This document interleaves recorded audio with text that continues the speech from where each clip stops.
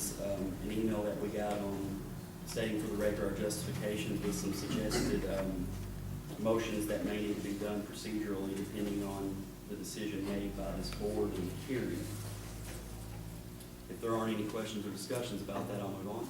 I do have just a question about the hearings being recorded, and I did read the bylaws, and I am not a lawyer, I don't think I say that, but I definitely don't think it requires. It does not. It requires minutes to be kept. Being a lawyer, we're very skittish creatures, so anytime there can be a recording in case there is future action that can be sent to us, a court reporter, for them to just put verbatim what's being said, it's always just makes attorneys a little less squeamish. So I think that was the purpose for Mr. Brown bringing that to our attention, is just to make sure that there's a as well kept record as possible.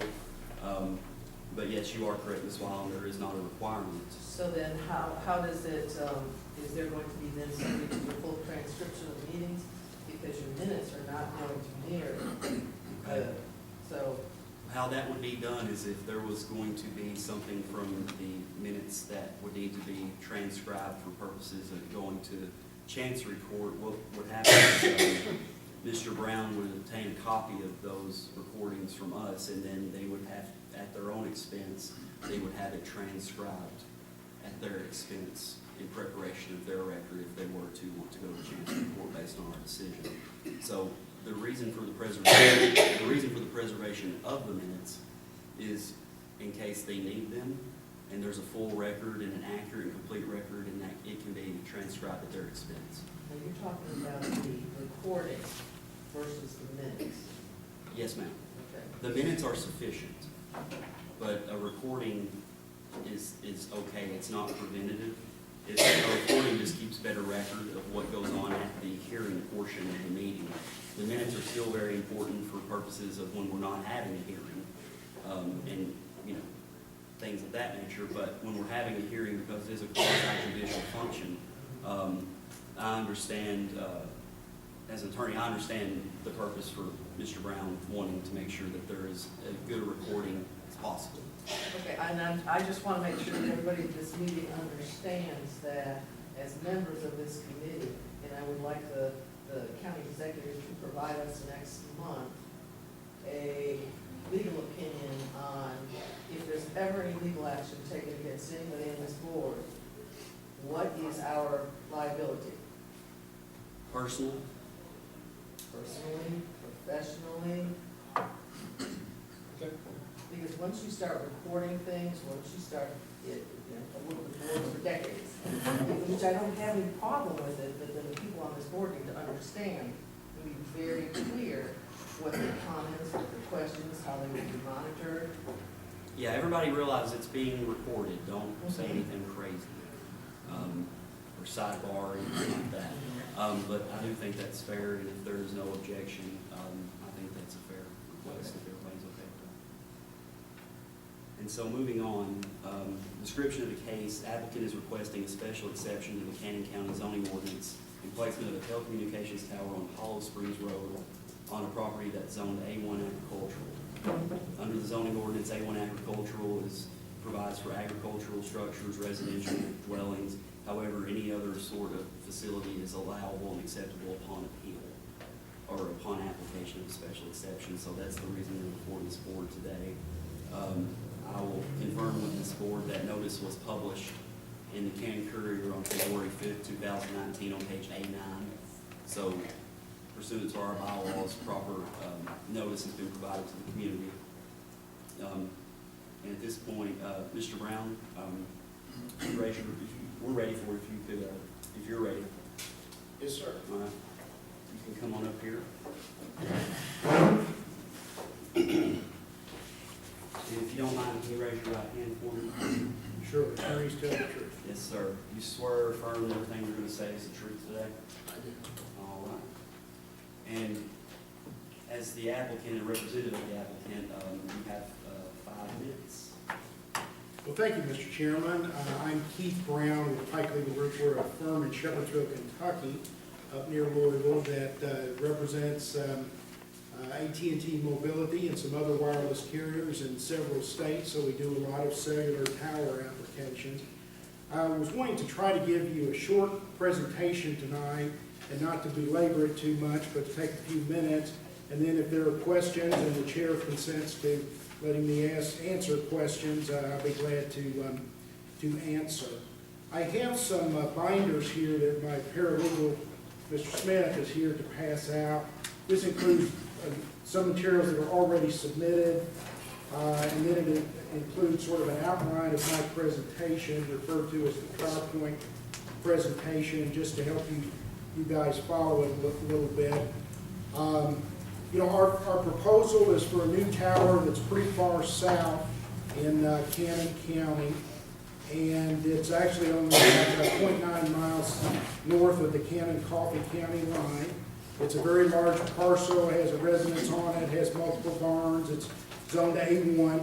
This is a 195 foot tall monopole tower that we've done some research, and there are 12 other registered freestanding towers in the county, and 11 of the 12 towers are taller than this one. This one's only 195. The average height of a tower in Cannon County is 293 feet. These things usually have a lease area at the bottom of them, about 10,000 square feet, about 100 foot on each side is how these things work. And then there's a fence compound of about 75 by 75 inside that lease area. We've got some distances here from the property lines: 360 feet to the north, 1,825 feet to the east, from the tower 1886 to the south, and 1,527 to the west. So we've got quite a bit of distance between the tower and some adjoining properties. The nearest residential structure is 409 feet to the nearest residence, which is located on the parcel. The next nearest residence is approximately 620 feet from the tower. So there's, yes. As you're speaking, can you reference the sections that you are getting this information from? Oh, okay. I didn't know if you were going in order or... Okay, this is in tab A. What I've been talking about is tab A. Okay. And next, I want to talk about a little bit about the radio frequency need. Obviously, this tower, we have a federal communications license, and a radio frequency engineer who's filed a report in the record here has determined there's a significant coverage gap. And the way these towers are sited is that the radio frequency engineer establishes a search ring, which is sometimes sort of like a circle and sometimes more elongated, and that's the area where the tower has to be to meet the need to improve coverage and capacity in that area.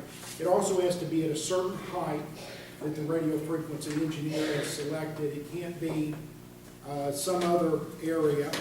The map of the search area is at tab B in your binders. These search areas are usually pretty small. The towers cover a broader area with their coverage than the search area, but the tower has to be in the search area to get the coverage that we need. If you look at tab C, we've looked around for other less expensive alternatives than building a new tower. Obviously, AT&T Mobility is a for-profit business, and they don't want to spend more than they have to. If we could find a 10-story office building or a very tall water tank or something that we could co-locate on, we would probably do that. But that's just not available in our the search area, and that's what our site acquisition report at tab C concludes. We looked at surrounding properties, but we just felt that this property, the Shirley Atnet property, was appropriate. At tab D, we've got tower and foundation design drawings that show the engineering details. Also, it's not in a flood hazard area. That is tab A, drawing B1, licensed professional land surveyor. It's concluded it's not in a flood area. The tower height comparison is at tab E, that shows the different towers and how this is really smaller than 11 of the 12 towers in the county. I want to talk a little bit about federal communications law. This is a very different decision from your other land use decisions because it's not really just controlled by Tennessee or your local law. The Federal Communications Act puts certain restrictions on your discretion, okay, or on any board's discretion in looking at a tower. You have to have what's called substantial evidence if you're wanting to deny a tower. Complying with local regulations is substantial evidence in favor of the tower, and we believe we've complied with your local regulations. Federal law doesn't allow prohibition of cell towers, just outright prohibition. Doesn't allow you to just turn down a cell tower because you don't like the looks of it. It's a little different type of animal with federal law intervening into local zoning decisions. And a lot of the law comes out of the federal Sixth Circuit, which is the Court of Appeals in Cincinnati that covers Michigan, Ohio, Kentucky, and Tennessee, and the lower federal district courts that have made these decisions. And I could go on, but they definitely support the Federal Communications Act. Local review, but you got to be careful about denying one of these, and certainly your local council could tell you about that. If you go on to the FCC report at tab H, 70% of 911 calls are placed from wireless homes. If you look at the National Health Interview Survey, about 55% of U.S. homes have only wireless service. Then the Wireless Industry Survey gives more statistics along those lines. Obviously, cell phone usage is widespread. And also, note this tower is going to be set up for FirstNet. That is a communication system that adds technology that helps your first responders, your police and fire, that type of thing. And that's being put on a lot of towers around the country. We think that will help here as well to have that, because otherwise, like in a tornado, your sometimes emergency providers' calls get overloaded and all that. This gives them sort of high-tech, but sort of a loop around where the first responders' calls get through first.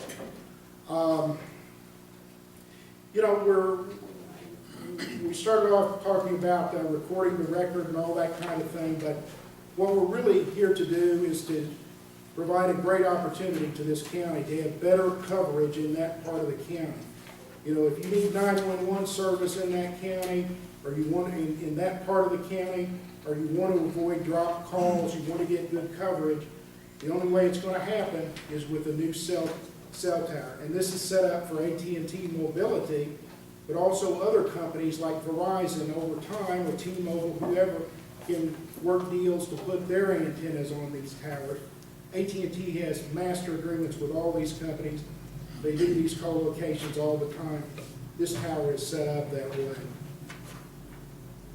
So that's sort of a whirlwind tour, but I would like to ask you to consider it, and hopefully we can get an approval of the tower. There was a memo I sent today mentioning your bylaws, which sort of say you should provide some reasons for the approval.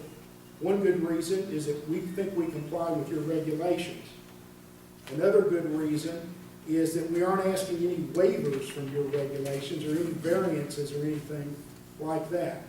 Third, there's no place else to co-locate on. There's no tall water tank in the search area.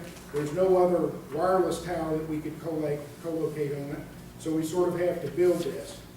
Fourth, our expert radio frequency engineer has concluded that to get the coverage in this area, you need a tower in this search ring at this height. That is evidence to rely on to support an approval. And we hope you all will move to approve. Thank you, Mr. Brown. At this time, I'm going to start around the table, asking the board members each if they have any questions for Mr. Brown. So,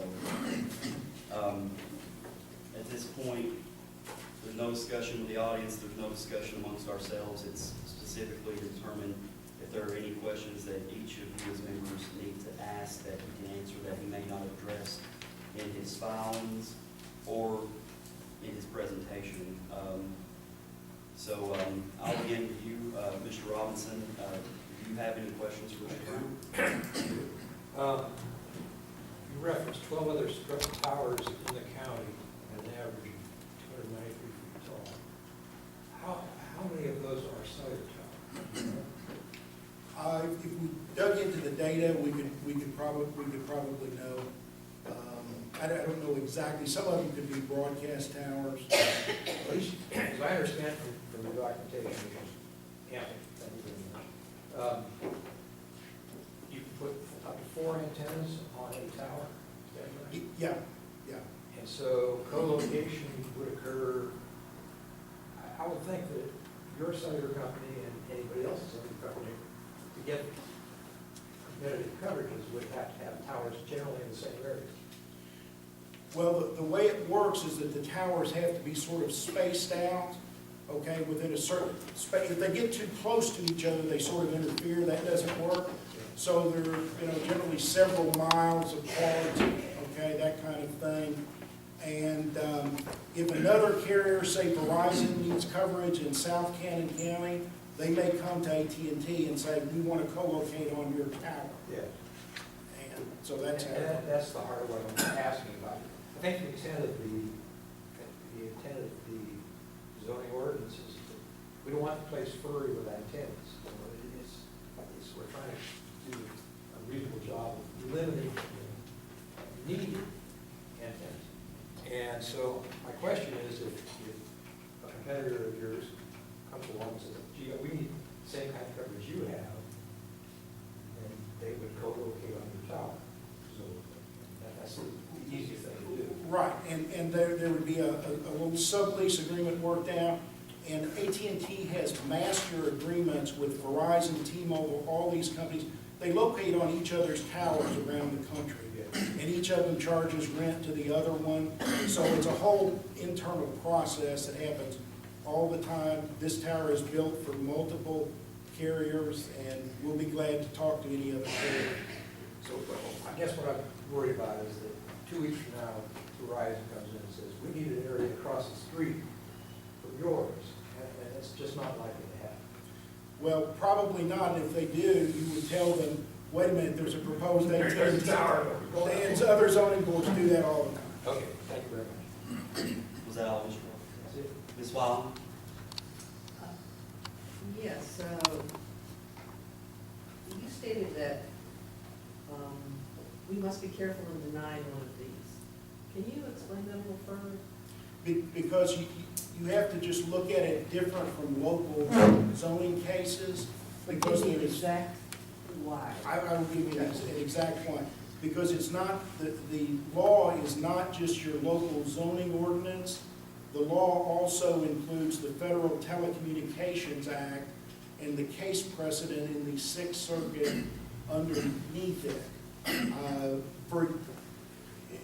There are certain things like the health effects of radio frequency emissions that you could not legally deny a tower on under federal law.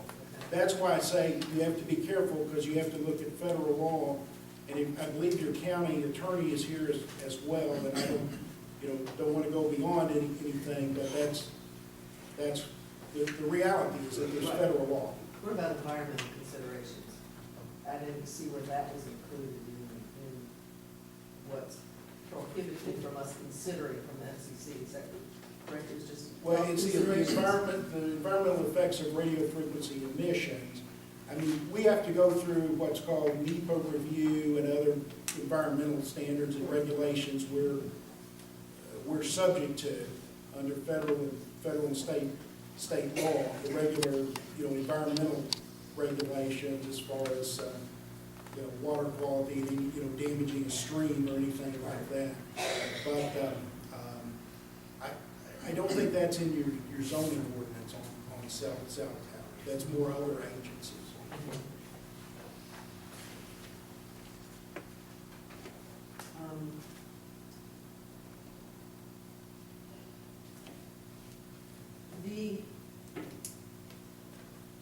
4 neighbors that are pretty much in close proximity of this tower, or 4 homes, probably. Do you know if any of those neighbors have were ever contacted or have been contacted, either by the owner or by your company, just to let them know that it was your intent to go into this? I'm not saying that it's required, I was just wondering. Well, it might have been possible that in looking for a site, that some of them were talked to see if their property was available, but certainly no lease was entered into, and I don't know if they were talked to. Different zoning ordinances have different levels of notice, and your local resolution requires that newspaper notice, but to my knowledge, it does not require notice to adjoining property owners. Obviously, if any of them are here tonight, we would hear their concerns. Yeah, I'm very well aware of what the zoning requires. My question to you is, through all this process, because your leases, you made a lease well over a year ago, right? Mhm. And just in that period of time, did you contact, or were you ever contacted by any of the neighbors with questions or concerns, or? I don't know of any. I don't know whether anyone was, somebody at AT&T got a call, but I don't know of anyone.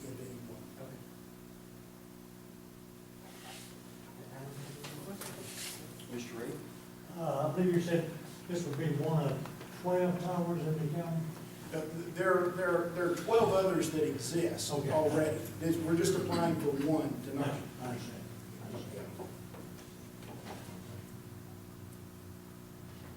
Mr. Brandon? Yes, sir. Say in 20 or 30 years, and this tower is no longer needed, what happens to that tower?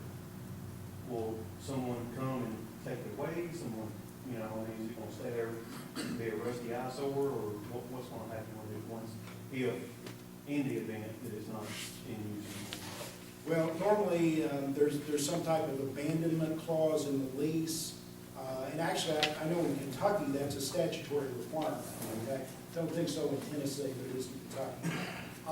That if the wireless carrier abandons a tower, and that is as rare as it can be for AT&T mobility, one of the biggest carriers in the world. But if they do, there would be some takedown provision. Normally in the lease, they would take it out, deconstruct it, take it apart. You had also mentioned about having first responders. We have deputies here that, man, they get in some parts of this county, and there's just no communication whatsoever. They have to drop calls, they can't communicate with radios, through dispatch. Is that a part of, that would help them, or are you just talking about in like natural disasters or wherever? Well, the FirstNet service helps them with their cellular service, okay, and helps them with maybe some kind of data they send through the internet, that type of thing. But as far as the radio communication, that would be the county system, so it wouldn't.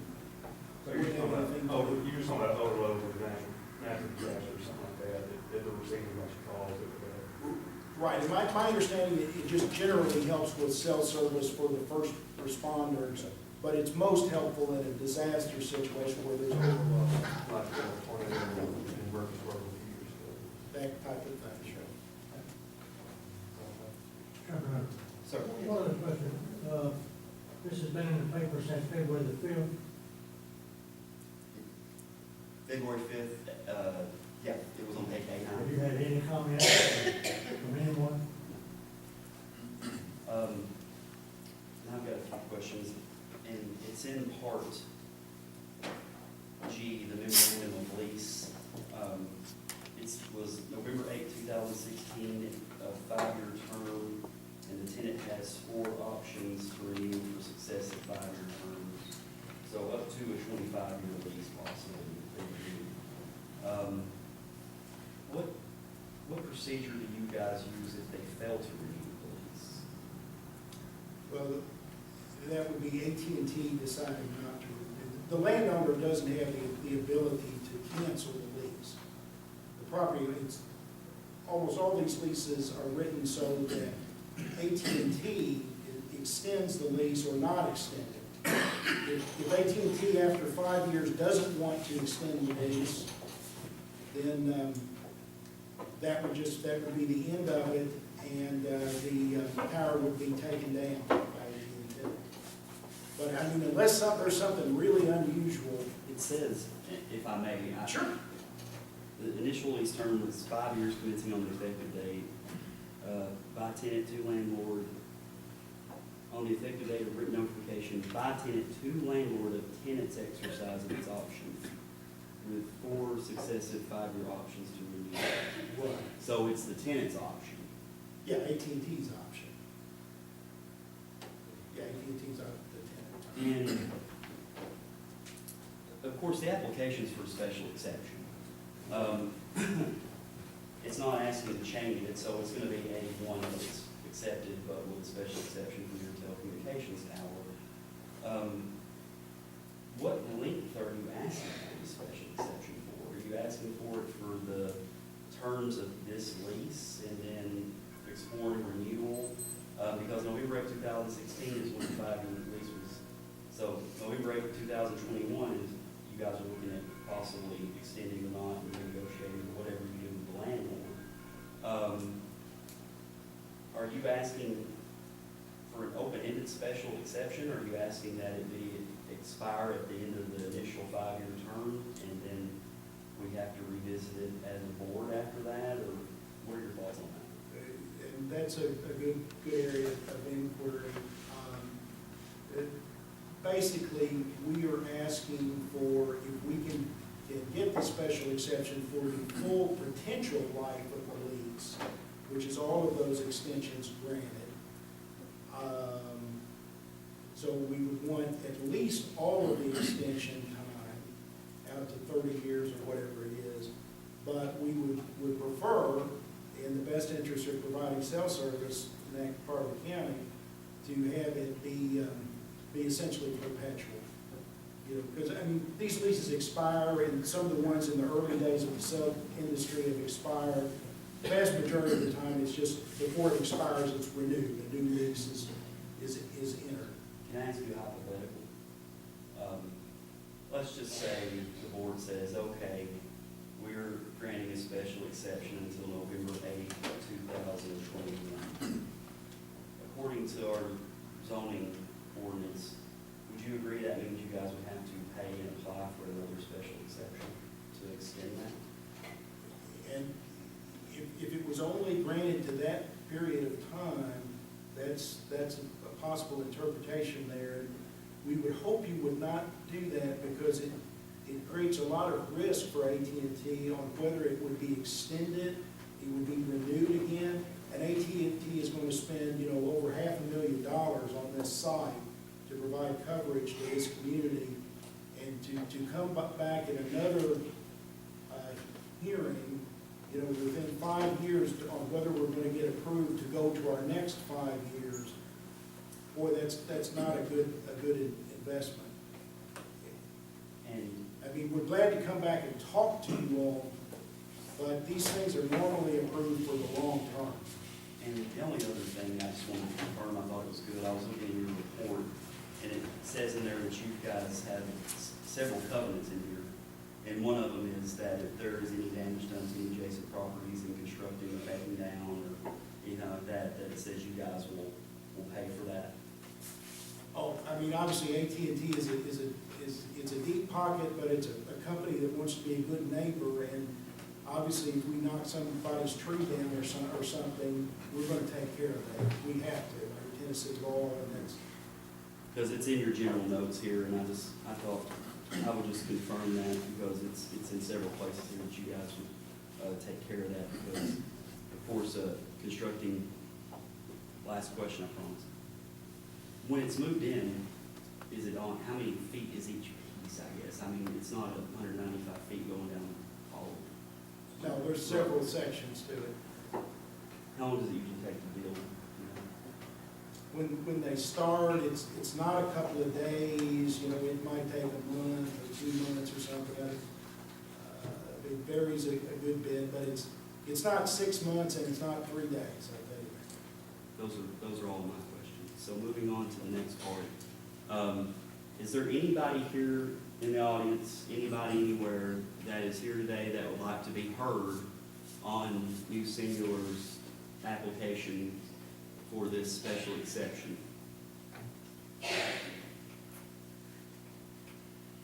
Going once, going twice. Chair will note that no interested parties or members of the public appear to speak on this application.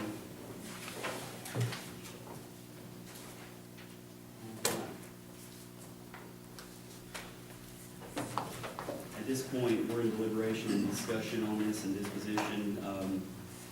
I'm going to open up the floor to our board right now about discussions on this, comments, concerns, anything.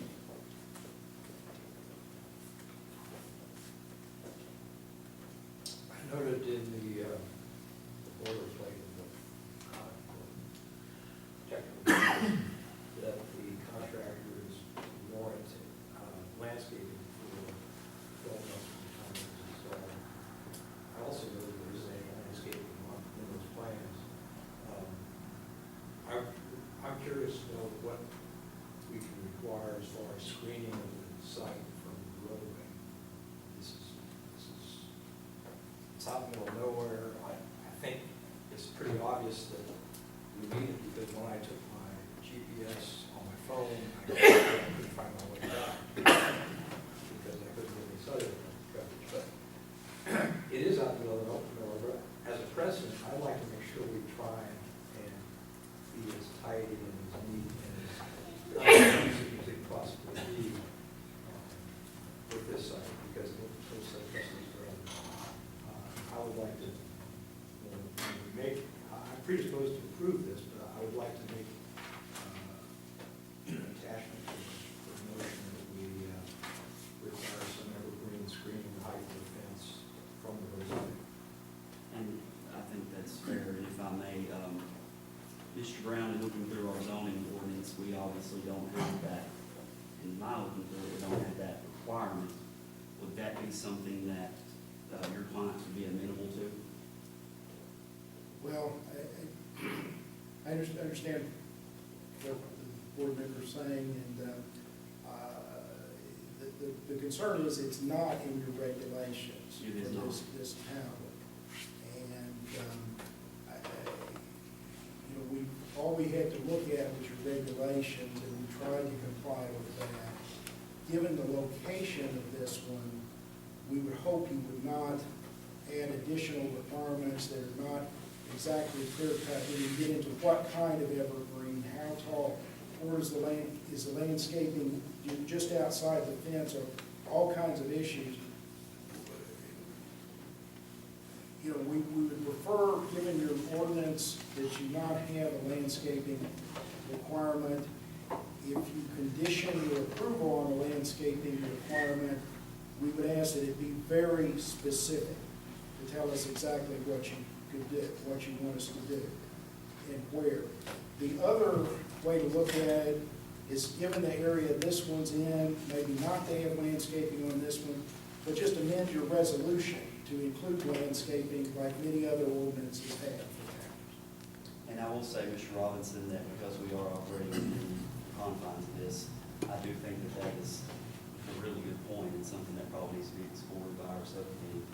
But I don't think the ordinance allows us to make it a requirement. This is just a discussion. If anybody disagrees, of course, I'm not dictating, but I'm just saying that I think that's. There are avenues around the specificity of it, in that you could require that a licensed landscape architect specify what goes in there, what distances, and all the concerns you have, how high, how far from the fence, what the setback. I think we'll defer this particular issue until the next time we go around, but when we have the conversation, I think we ought to have a conversation, not about whether it's a juniper or a pine tree, but it is something that's specified by a licensed landscape.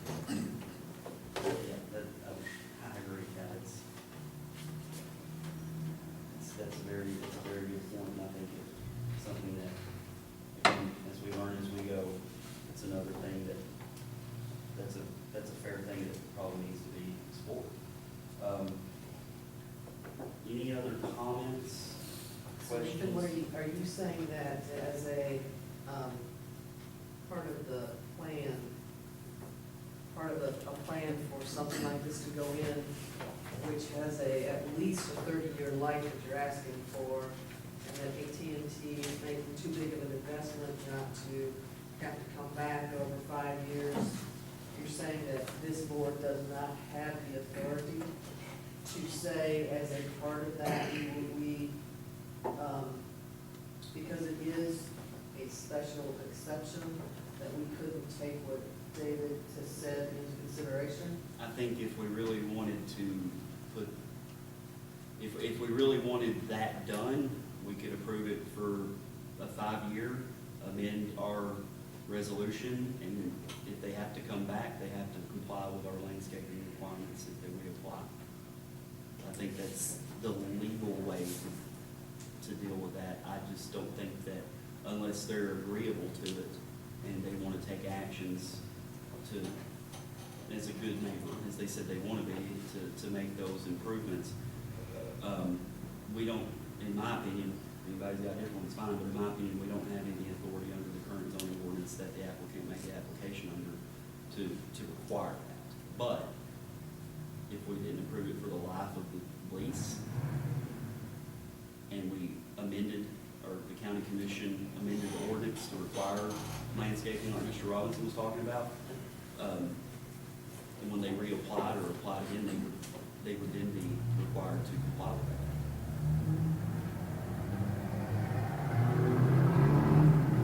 Does that make sense? Can I ask a question? Do you, this is toward the county executive, do you know about the tax implications of this, or what it will bring to the county? No. Can you help share? I looked into that a little bit. Okay. And because the special exception does not change the district, this is a small piece of property, a small lease on agricultural district, it does not change that lease from day one. So it doesn't change the tax burden on the owner, and so there's no revenue to be gained from it. That was my concern, is if we could make a nickel off the deal, Right. let's look into it. And Is his assessment correct? Can I ask you? is that your big trick? Yeah. I mean, taxes on cell towers are different in different states and different counties because of property taxes, et cetera.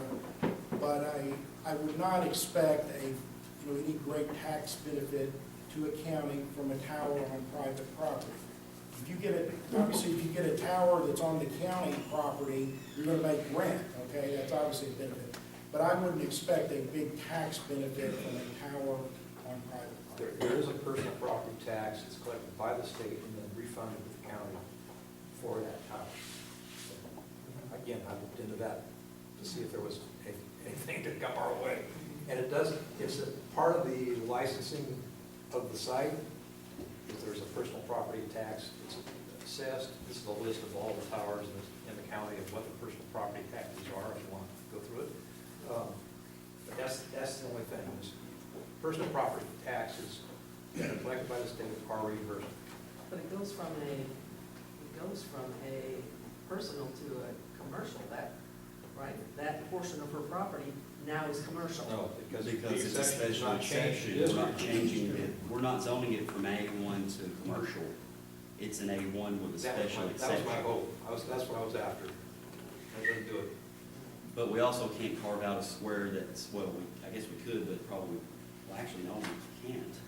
We'd have to have the county commission and the planning commission to do that, but, we can't carve out a square for commercial in the middle of an A1. We can't change the map or amend the map without going up the chain of command to the planning commission and the county commission. And I just want to add just this question for clarification, because it has nothing to do with, so you're telling me that either the quarry or the asphalt plant, it is in A1, but it is a commercial operation. They're not paying commercial taxes? I don't know what taxes they are or paying. I do know that I had a conversation today, and we are researching some of those issues right now with the property assessment. There are some, we do have roughly 140-something different properties that have some unknown classification that fall in that category. And Angela is aware of it, and she's working hard to fix some of those problems. I think Mr. Lee wanted to Yeah, speak go ahead. on. Well, I was just gonna say in regards to your question there, it's not supposed to matter what your property is zoned as to how it's taxed, it's the Okay. use of the property. So the core should be taxed at an industrial rate. Okay, so then what is a cell tower tax? I don't think it has a classification, but I'm not an expert in that area. I defer to Mr. Robinson's research on that. It appears that he's, I looked at, trying to figure out a way to squeeze the nickel out of it, and I couldn't do it. well, and, you know, like the asphalt plant in the rock, you know, they have their own At least you're not the only taxes. ones accused of trying to get revenue into the county. Sales tax, they have their own taxes, but they're privately owned, privately held corporations, so the public doesn't have a right to have an access to their sales tax rolls to see what county's getting what revenue, or the state getting what revenue. It's just because they're privately owned company. That's what it is. Anybody? Yeah. I just want to bring to the attention that they did pay a $1,000 impact fee. So it's not like they're coming in for nothing. No, correct. I was just trying to look. Now, is this like an annual fee, right? Is it that? We could probably both make it every 5 years. Anybody else questions?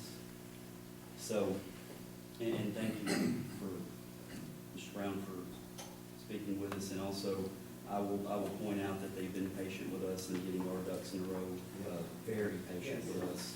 And we do tell your clients that we appreciate it. If we were gonna make a motion, we would have to make a motion essentially first recognizing that they're, and as the chair, I guess, here's what I'll do. I'm gonna make a motion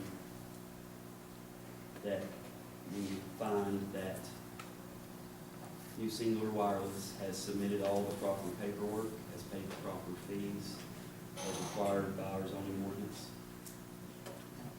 Make a motion that we find, all this is going to be together, motion that we find that the report they submitted to us is voluminous and appears to be in compliance with our requirements under the current zoning ordinance. And I move that we allow a special exception to allow New Singular Wireless to place their cell phone tower on the location on Hollow Springs Road as they requested in their application that was submitted. And that's my motion, if I hear a second. Are you entertaining the motion, or are you? I'm making a motion. You're making a motion. Did you bring the copies? Did Diane give you the copies of the last correspondence that Mr. Brown sent today? Diane was gonna make copies and give it to you. I've kind of been in, I apologize for being in meetings since 2 o'clock.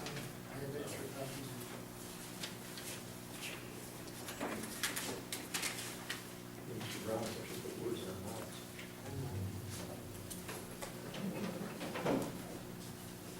We'll have this email, just in case, right?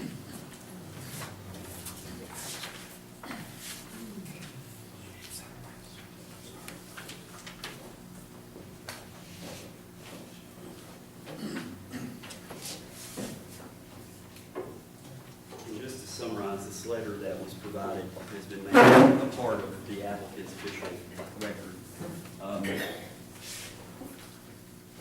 And it was sent today, it was emailed, and it was forwarded to members when it was sent today. And what it says is that the bylaws, section 7.3.2, state that the reasons for the action shall be stated for the record, being as specific as possible in providing a rationale for the action using justification provided in Tennessee Code annotated section 13.7.109 and the zoning resolution.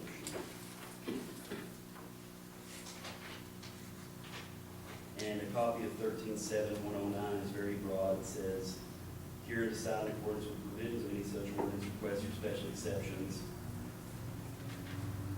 And then page 2 is the suggestion that if it were to be accepted, that a motion state the applicant comply with requirements of the zoning resolution submitting an application, which I've made a motion on and believe they have, that they're not requesting any variances or waivers from the zoning resolution requirements. It's not in my motion because they're not, and it's understood as a special exception. Applicant has presented evidence of its search efforts for a new tower location. Evidence shows there's no currently existing fall structure tower in the relevant search area. I didn't make a motion on that, because the applicant's application, in my opinion, is a requirement of the zoning ordinance. And then the applicant has submitted a report of a radio frequency engineer. I will say in my motion, as part of the motion I made, that as part of compliance, that engineering report was provided, and that it appears to be in compliance with what they have provided us. So, my motion was made a little bit based off this letter and the guidance provided, and a little bit on just my motion being, some of this stuff not being necessary. Well, I just wanted to see, because I thought, I mean, I personally liked your motion and was hoping that it didn't come from this, because I do have a little problem with this, just from a government standpoint, with somebody who's asking for exception, asking for exception to the board, And that's providing why, us with the answer. I think you get this group into a lot of trouble. I think so Well too. said, man. So that's why I wanted to go on the record, and I'm just trying to protect this group. It's got nothing to do with your cell phone tower, or it won't have any impact on my decision whatsoever, but I just, And that's why my motion was very simple and okay. didn't have all that language, because it's based on my thoughts. And again, I do appreciate the guidance on it, but yes, I do think that we get in trouble, or not get in trouble, but the appearance of It's impropriety, the appearance, right. to avoid the appearance of Right. impropriety. Well, because AT&T is a huge company, and it's, I mean, it can yield influence. Absolutely, absolutely. Can you restate the motion, please?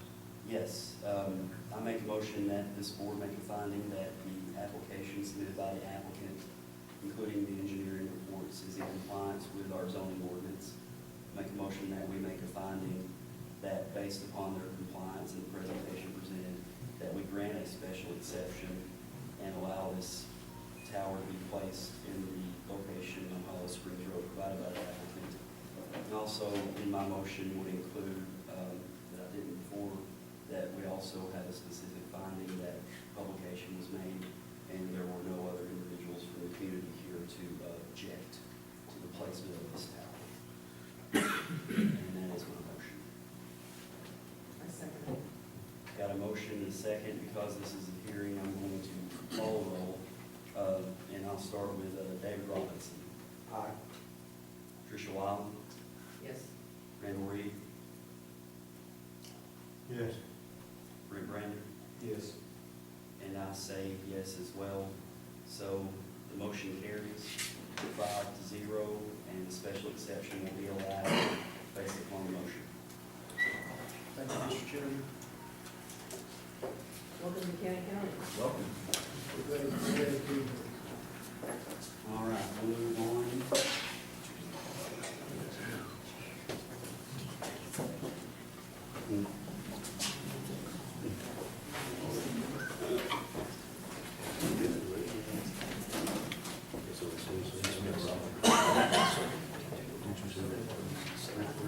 And if I could have everyone's attention so we can move on to, under old business, I am pleased to report that the commission at the last meeting approved a budget amendment to appropriate funds for the litigation that you all voted on for Spring to Life Ministries. $2,500 was put aside for litigation in that. $1,050 came from the revenue we've generated so far as a board. The other $1,450 came from the general fund, and that was approved unanimously by the county commission at the last county commission meeting. Also, the County Commission passed resolution 2019-2 that provides that we will be able to receive training at no expense to the county based upon Tommy Lee, who just left with Upper Cumberland Development District, based upon him being able to provide us these trainings when we have these meetings. Each of us is required to have 4 hours of training per year. That'll be provided free of charge by Tommy Lee or any future representative of the Upper Cumberland Development District at no cost to the county. The other resolution that was adopted, 2019-3, is a statement of terms for the Cannon County Board of Zoning Appeals. This was also, by the way, these two resolutions were passed unanimously.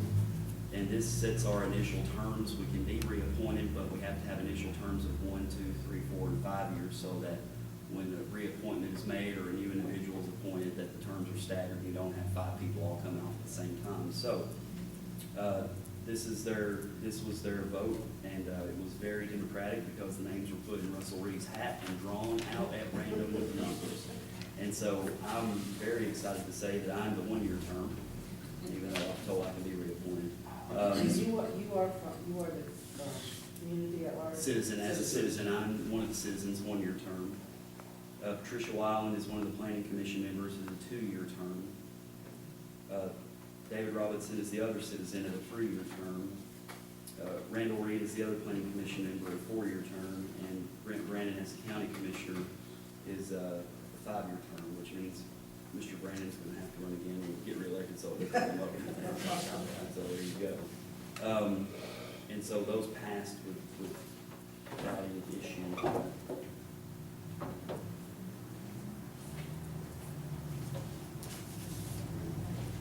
And the next thing under old business is the county attorney, Mr. Chris Coates, is here to address the board as it pertains to the Spring Life Ministries litigation. Due to my conflict that's been stated in prior meetings and this one, I will be stepping out of the room, and I will turn the chair over to Ms. Wyland for Mr. Coates' discussion.